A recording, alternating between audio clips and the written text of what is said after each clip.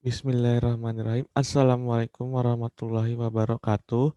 Selamat pagi, selamat siang, selamat sore, selamat malam bagi kita semua. Salam sejahtera bagi kita semua dan salam sehat. Kembali lagi bersama saya Hazbin Hafid Putranto di mata pelajaran Pendidikan Pancasila dan Kewarganegaraan kelas 7 dalam mat dalam bab materi norma-norma yang berlaku dalam kehidupan bermasyarakat untuk mewujudkan keadilan. Bersama saya Hazbin Hafid Putranto. Mari kita mulai pembelajarannya.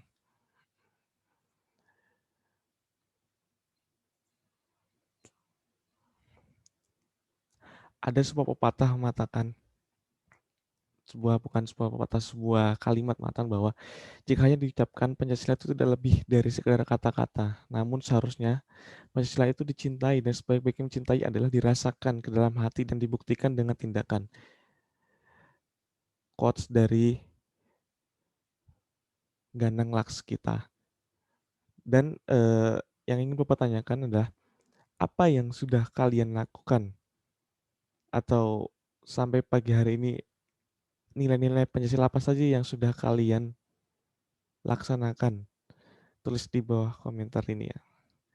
Apa kegiatan apa, nilai-nilai Pancasila apa yang sudah kalian lakukan, yang sudah kalian amalkan dalam kehidupan sehari-hari sampai dengan pagi, siang, sore, atau malam pada hari ini? Silakan tulis di kolom komentar. Kita masuk ke materi.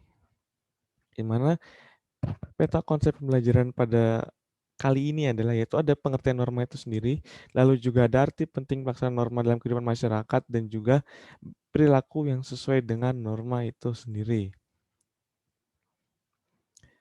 Masuk ke pengertian norma yang pertama, yaitu di mana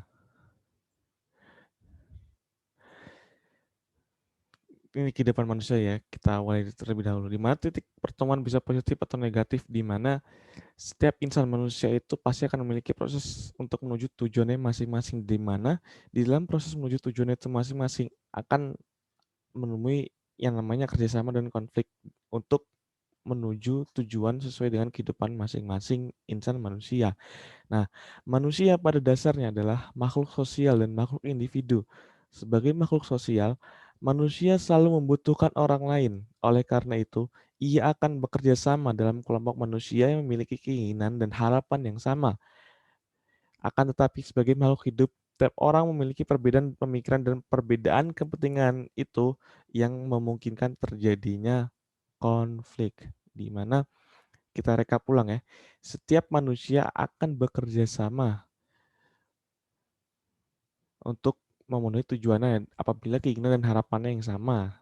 Seperti contohnya kerjasama dalam kerja kelompok, kerja dalam perusahaan, atau dan sebagainya. Lalu juga dalam mewujudkan itu pasti akan memenuhi hambatan karena akan berseberangan atau bersilangan dengan tujuan orang lain yang pastinya berbeda.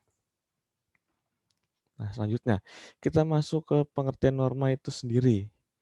Norma adalah aturan yang berlaku dalam kehidupan bermasyarakat demi menciptakan keadaan yang sesuai dengan cita-cita masyarakat dan setiap manusia bebas serta damai melakukan apapun tanpa merugikan orang lain. Nah, menurut Thomas Hobbes, tanpa norma manusia itu akan menjadi serigala bagi samanya atau homo homini lupus, yang mana pihak yang kuat akan menindak mereka yang lemah. Nah, kita coba rekap lagi pengertian norma, di mana norma itu adalah aturan yang berlaku di kehidupan masyarakat. Kita ambil kata kunci ya, aturan berlaku dalam kehidupan bermasyarakat atau aturan untuk menciptakan keadaan yang sesuai, aturan untuk menuju cita-cita masyarakat yang sesuai, seperti itu, atau menuju kedamaian, seperti itu. Aturan untuk menuju kedamaian, atau bisa dikatakan seperti itu. Kita kata kuncinya. Nah, ini ada beberapa pengertian norma,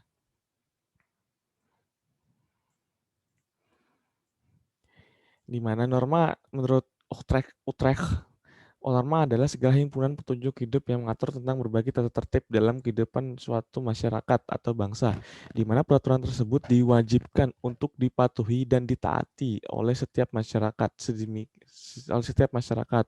Sehingga apabila ada pihak yang melanggar, maka akan ada sebuah tindakan yang dilakukan oleh pihak pemerintah. Nah, menurut Utrecht ini perlu ada campur tangan oleh pemerintah jika ada yang melanggar. Lalu menurut Suryono Sukanto, tokoh sosiolog di Indonesia yang terkemuka, norma ialah sebuah perangkat di mana hal itu dibuat agar hubungan dalam suatu masyarakat dapat berjalan seperti yang diharapkan. Segala norma yang dibuat akan mengalami proses dalam suatu masyarakat, sehingga norma-norma tersebut dikenal, diakui, dihargai, dan ditaati oleh masyarakat di dalam kehidupan sehari-hari.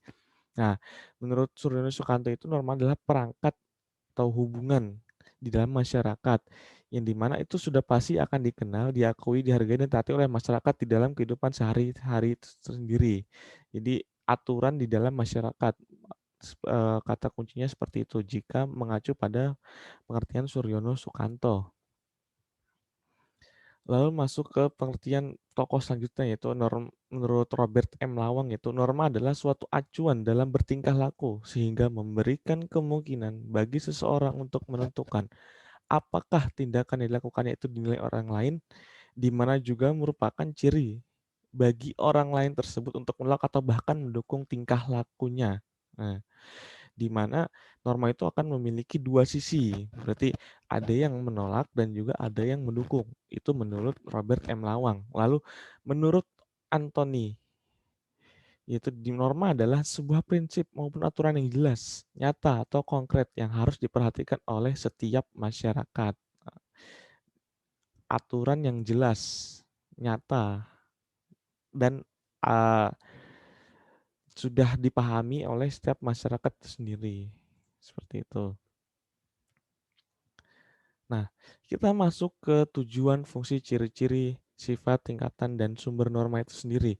Kita masuk ke tujuan pertama, tujuan norma, yaitu tujuan norma yaitu sebagai pedoman, petunjuk, atau arahan dasar serta tata tertib bagi para anggota masyarakat supaya tetap terjalin dan tercipta masyarakat yang teratur dan tentram dan juga untuk mengatur.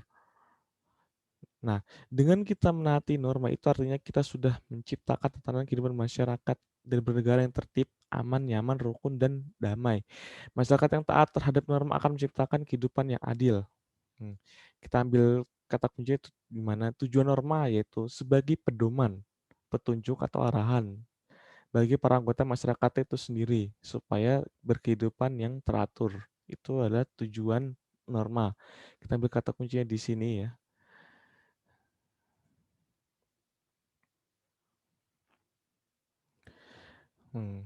Pedoman. Pedoman, arahan dasar tata tertib bagi anggota masyarakat supaya terciptanya masyarakat yang teratur dan tentram. Nah, kita masuk ke fungsi norma yang kedua.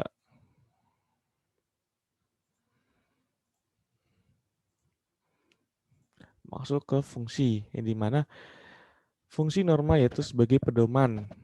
Nah, sama juga berpedoman, namun ada beberapa tingkatannya yaitu sebagai pedoman dan aturan dalam kehidupan bermasyarakat, lalu terciptanya peraturan menjadi dasar dalam memberikan sanksi, adanya keterlibatan dan keadilan dalam bernegara, dan memudahkan masyarakat dalam mencapai tujuannya bersama. Nah, tujuan itu adalah hal yang dituju atau akhir itu. Fungsi itu dalam konteks perjalanannya seperti itu. Di mana fungsi dan peran norma itu bagi pedoman dan berperilaku dalam lingkungan masyarakat. Tujuan itu satu, fungsi itu banyak, seperti itu kata kuncinya. Tujuannya itu cuma satu dan fungsinya itu ada 5 ini, seperti itu. Lalu masuk ke ciri-ciri norma. Nah, apa sih ciri-ciri norma itu? Di mana biasanya norma itu tidak tertulis, terkecuali norma hukum. Lalu juga bersifat mengikat, serta terdapat sanksi di dalamnya. Norma adalah kesepakatan seluruh anggota masyarakat. Anggota masyarakat juga harus menaati norma-norma yang ada. Lalu, apabila anggota masyarakat melanggar norma, maka akan dikenakan sanksi. Lalu juga, norma bisa mengalami perubahan sesuai dengan perkembangan yang terjadi di masyarakat. Nah, ciri-cirinya itu ada 6 seperti ini. Lalu masuk ke sifat norma itu sendiri, di mana terdapat norma resmi dan juga norma tidak resmi. Di mana norma tidak resmi itu adalah patokan yang dirumuskan secara tidak jelas dan pelaksanaannya tidak diwajibkan untuk masyarakat. Contohnya itu ada contoh dari norma tidak resmi yaitu ada aturan adat istiadat, aturan dalam keluarga, lalu pantangan-pantangan di dalam lingkungan masyarakat. Lalu ada norma resmi atau formal, di mana norma resmi adalah patokan yang dirumuskan dan diwajibkan dengan jelas dan tegas oleh yang berwenang untuk masyarakat. Contohnya itu ada UUD 45, lalu ada peraturan pemerintah mengenai undang-undang atau surat keputusan, keputusan presiden, peraturan daerah, peraturan gubernur. Itu adalah contoh dari norma resmi. Lalu tingkatan norma itu ada pertama itu adalah hukum, lalu juga adat istiadat, tata kelakuan, kebiasaan, dan tata cara.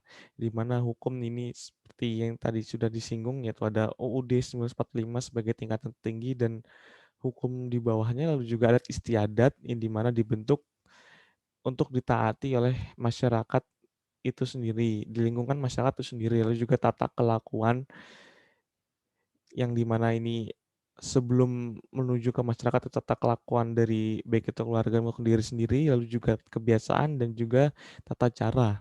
Di mana tata cara kita berkehidupan itu seperti apa, lalu berkembang menjadi kebiasaan, dari kebiasaan itu menjadi berkelakuan, menjadi tata kelakuan, berkelakuan yang baik, lalu kelakuan yang biasa dilakukan oleh masyarakat itu sendiri menjadi sebuah adat istiadat itu sendiri. Nah, adat istiadat itu bisa juga dikembangkan menjadi sebuah hukum yang dapat bersifat nasional, dapat dapat diterapkan secara nasional.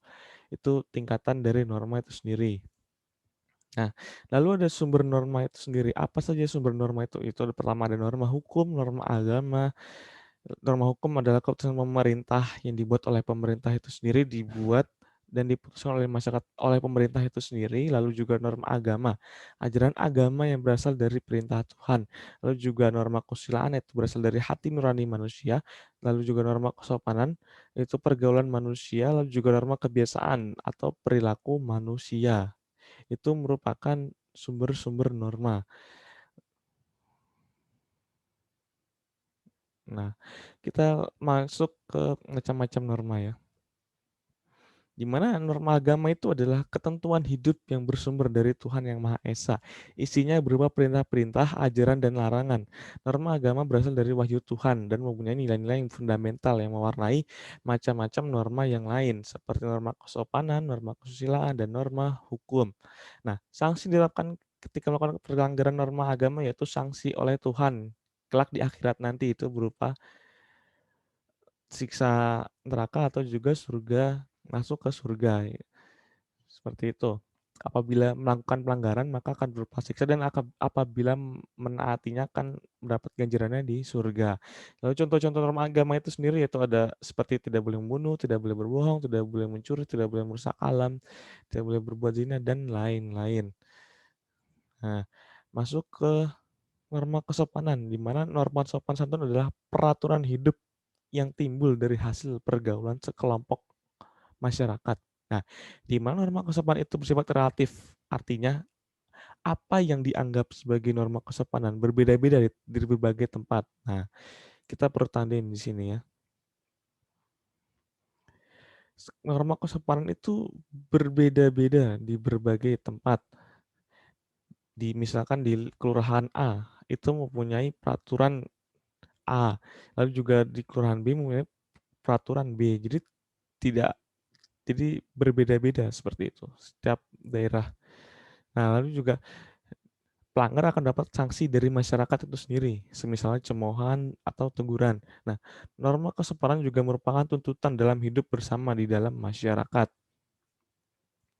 Nah, contoh-contoh norma agama itu ada satu menghormati orang yang lebih tua, lalu juga menghormati lalu juga tidak berkata-kata kotor, kasar, dan takabur, lalu juga tidak mudah sembarangan, tidak menyela pembicaraan, berpakaian dengan sopan dan santun, dan sebagainya. Itu merupakan norma kesopanan. Perlu diingat lagi, norma kesopanan merupakan bersifat relatif, yaitu norma yang tiap-tiap daerah akan memiliki peraturannya masing-masing, seperti itu. Lalu masuk ke norma hukum atau norma yang tertinggi, di mana ketentuan yang dibuat oleh pejabat. yang berwenang yang memiliki sifat memaksa dan untuk melindungi kepentingan manusia dalam pergaulan hidup di masyarakat dan mengatur tata tertib kehidupan bermasyarakat.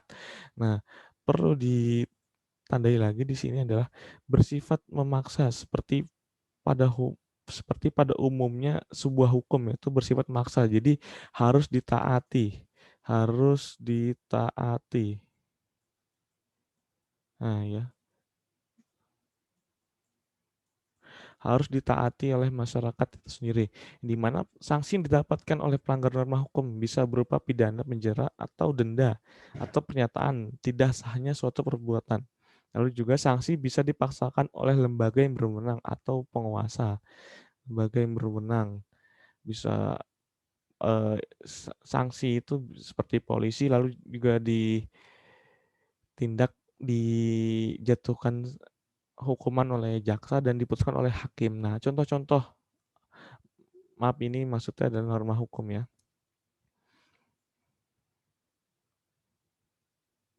Hukum.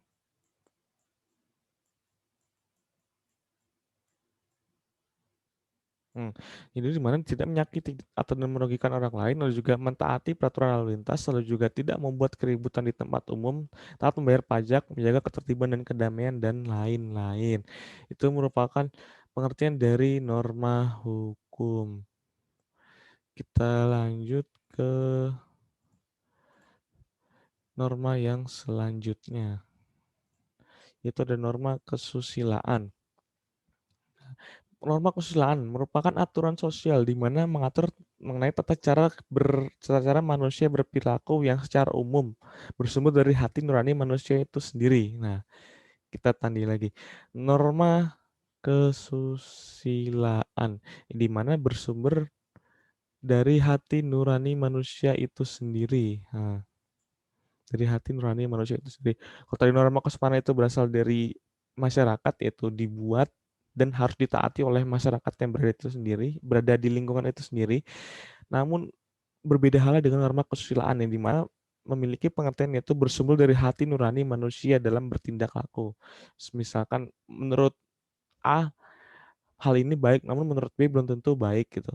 Menurut A kita harus melakukan ini, menurut B ada cara lain untuk melakukan hal tersebut, seperti itu. Itu merupakan norma kesusilaan di mana bersumber dari hati nurani manusia itu sendiri. Nah, pada norma kesusilaan tidak tersirat sanksi yang tegas sebagaimana mestinya norma hukum. Di samping itu, mereka yang melanggar norma kesusilaan akan tetap mendapat sanksi di mana sifatnya individual seperti rasa malu. Contoh-contohnya yaitu selalu bersikap jujur, pelayanan baik, berbicara dengan sopan, berperilaku dengan baik, saling tolong menolong. Itu merupakan contoh dari norma kesusilaan. Kita masuk ke norma yang terakhir, yaitu norma kebiasaan, di mana suatu bentuk perbuatan yang dilakukan secara terus-menerus dengan bentuk yang sama, secara sadar dengan tujuan yang jelas dan dianggap baik dan benar. Norma kebiasaan tentunya akan selalu berbeda-beda di setiap tempat, tergantung pada nilai-nilai yang ada di masyarakat. Pelanggarnya hanya akan mendapatkan sanksi berupa teguran atau cemoohan biasa. Nah, kita ambil kata kunci ya. Norma kebiasaan, suatu bentuk perbuatan dilakukan secara terus-menerus. Dilakukan terus-menerus. Nah, terus-menerus dengan bentuk yang sama, sadar, dan tujuan yang jelas dan dianggap baik dan benar. Seperti itu. Ini merupakan kata kunci dari norma kebiasaan, dilakukan terus-menerus, bentuk yang sama, secara sadar, dan tujuannya yang jelas dan dianggap sebagai hal yang baik. Itu adalah contoh dari norma kebiasaan. Ah, berikut tadi sudah dijelaskan mengenai pengertian norma, lalu juga tujuan, macam-macam norma, sifat, dan ciri-ciri norma itu sendiri.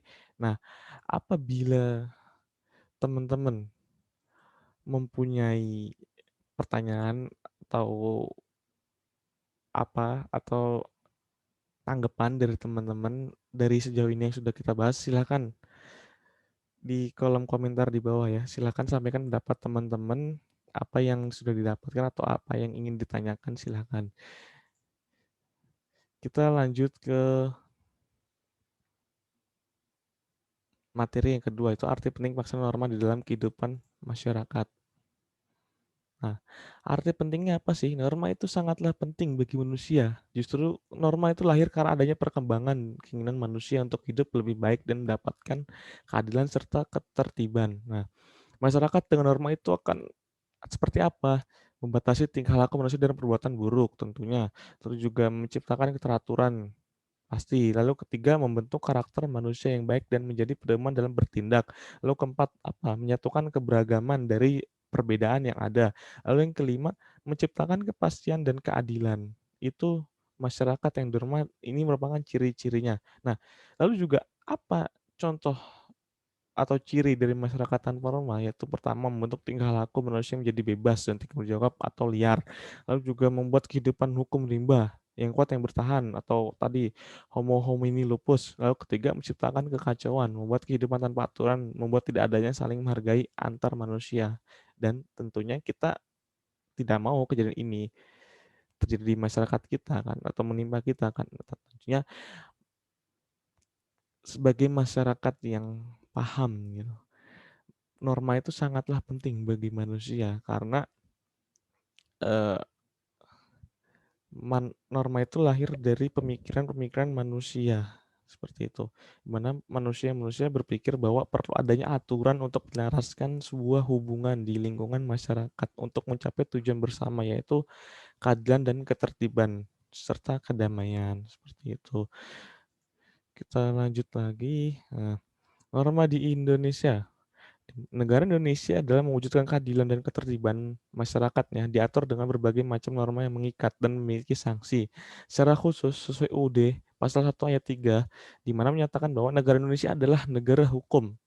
Apa negara hukum itu? Negara yang pemerintahannya didasarkan atas hukum, baik hukum tertulis atau tidak tertulis. Nah, menurut Daisy, negara hukum mengandung tiga unsur yaitu supremacy of law, lalu equality before of law, dan human rights ya, yang mana itu akan mewujudkan terciptanya keadilan seperti itu. Supremacy of law merupakan sebuah kekuasaan atau eh, kekuasaan dari hukum itu sendiri, kekuasaan tertinggi dari hukum, kekuatan hukum itu sendiri. Lalu juga ini eh,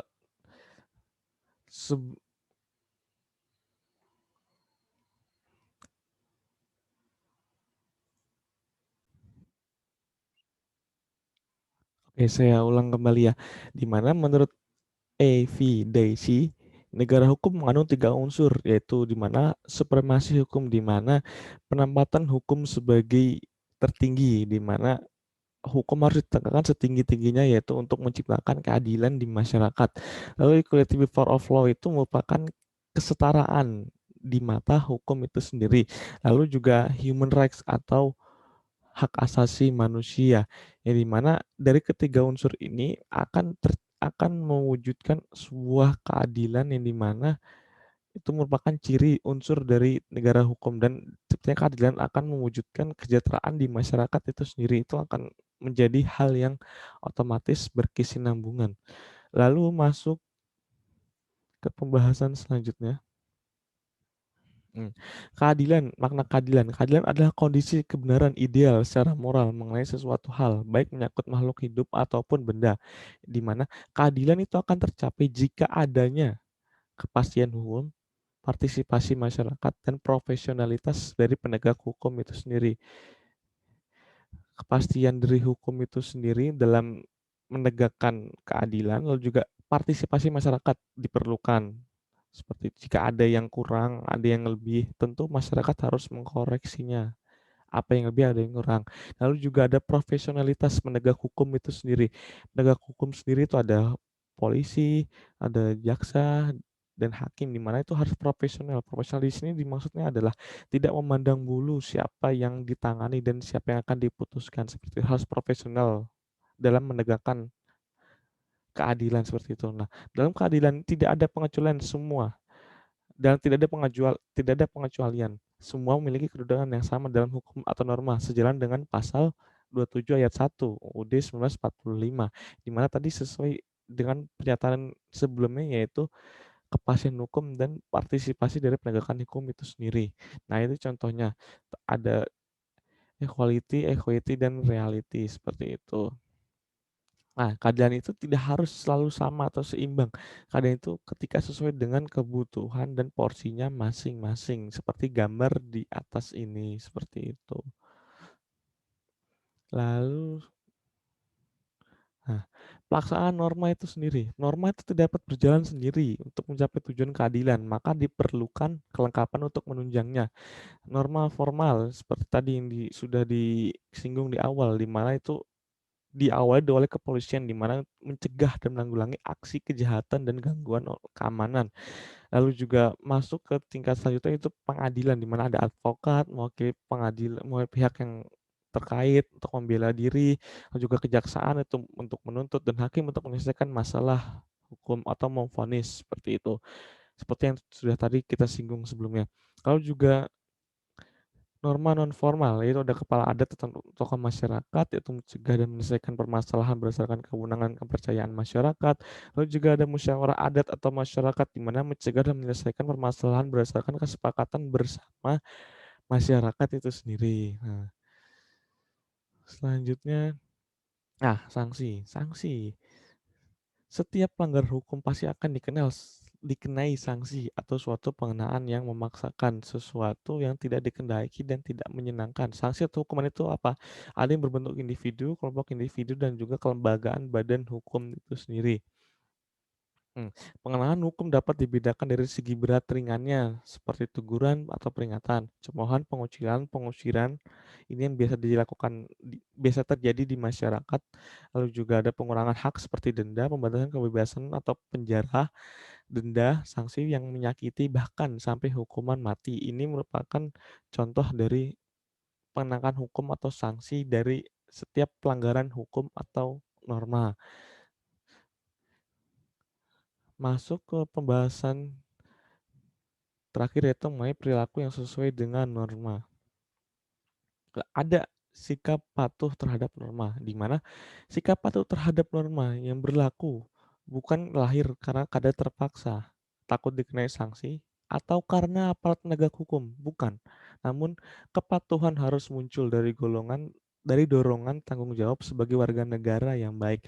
Jika kita memiliki pemahaman bahwa kita adalah warga negara yang baik, pasti kita akan mempunyai dorongan akan tanggung jawab kita untuk mematuhi aturan-aturan yang berlaku di masyarakat dan hukum nasional. Nah, ini ada contoh norma di lingkungan keluarga, itu ada menghormati dan menghargai orang tua, menghargai sesama saudara, menjalankan ajaran agama, sampai setiap anggota keluarga melaksanakan hak dan kewajibannya itu sendiri. Ini merupakan pelaksanaan norma di lingkungan keluarga lingkup yang paling kecil, seperti itu. Lalu juga norma di lingkungan masyarakat, seperti apa sih? Lalu juga itu ada contohnya seperti menghormati dan menghargai sama terutama ke orang tua atau orang yang lebih tua, lalu juga berbicara dengan kata-kata yang sopan, bertindak dengan laku yang sopan, sampai dengan menyelesaikan masalah dengan cara musyawarah dan menghasilkan kemufakatan, seperti itu. Itu contoh pelaksanaan norma di lingkungan masyarakat. Nah, lalu norma di lingkungan sekolah itu seperti apa? Menghormati dan menghargai sama murid dan guru, berbicara dengan kata-kata yang sopan, bertingkah laku yang sopan, tidak melakukan kehajatan atau bullying, sampai menyelesaikan masalah dengan cara musyawarah, sama seperti yang tadi sebelum-sebelumnya. Tapi ini di dalam lingkungan sekolah, khususnya yaitu menghargai sesama teman dan juga hormat kepada guru di sekolah. Lalu yang terakhir, norma di lingkungan kerja. Nah, apabila yang nanti akan bekerja ke depannya harus memahami ini juga, di mana tuh ada menghormati sama karyawan atasan, bicara dengan kata-kata yang sopan, bisa bekerja sama tim, hingga menyelesaikan masalah dengan cara musyawarah dan menghasilkan mufakat, seperti itu. Selesai. Ya, terima kasih atas atensinya dari teman-teman semua. Jangan lupa klik, komen, dan subscribe. Apabila ada yang ingin disampaikan atau ingin ditanya, silahkan komentar di bawah ini. Sampai berjumpa di materi pernikahan, pacaran, kewarganegaraan, yang lain-lainnya. Saya Hazmin Hafid Putranto atau biasa dipanggil Hafid, mengucapkan terima kasih dan mohon maaf apabila ada kata dan kesalahan. Apabila ada yang ingin di komentar, ada yang sanggah, silahkan di komen di bawah. Saya pamit, kurang lebih mohon maaf. Wabillahi taufiq wal hidayah. Wassalamualaikum warahmatullahi wabarakatuh. Karena belajar PPKN itu asik. Terus belajar PPKN untuk menjadi masyarakat atau memiliki perilaku warga negara yang baik. See ya.